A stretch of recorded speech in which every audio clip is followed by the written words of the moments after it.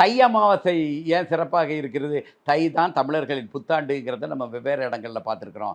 அந்த புத்தாண்டில் இருக்கிற அமாவாசையை சிறப்பாக வைத்தார்கள். அதற்காக மற்ற அமாவாசைகளில் முன்னோர்களை அழைக்கக்கூடாதுன்ட்டு இல்லை, அழைக்காமல் விட்டுறணுன்ட்டும் கிடையாது. இதை நம்ம புரிந்து கொண்டோம் என்றால் எல்லா அமாவாசைகளிலும் கடவுள்களை வணங்கலாம், முன்னோர்களை அழைத்து பூஜை செய்ய வேண்டும். அதிலேயும் குடும்ப ஆண்டவர்கள் குலதெய்வங்களை வச்சு, அதற்கு பிறகு நாட்டு கடவுள்கள் சிவபெருமான், முருகன் எல்லாரையும் கூப்பிட்டு வச்சு, உங்களுக்கு என்ன கடவுள்கள் பிடிக்குமோ அந்த கடவுள்களை கூப்பிட்டு அமாவாசை வழிபாடு செய்ய வேண்டும். இந்த மகாலய அமாவாசையின் சிறப்பு என்னன்னா, சக்திபீட திருவிழான்னு. மகாலய அமாவாசைக்கு அடுத்த நாள்ல இருந்து 10 நாட்கள் 240 அதுவும் குறிப்பிட்ட சில சக்திகளை, அதாவது பார்வதி, கலைமகள், அலைமகள், மலைமகள் 3 பேரை மட்டும்தான் கும்பிடணும். 3 நாட்கள் அப்படியெல்லாம் கிடையாது.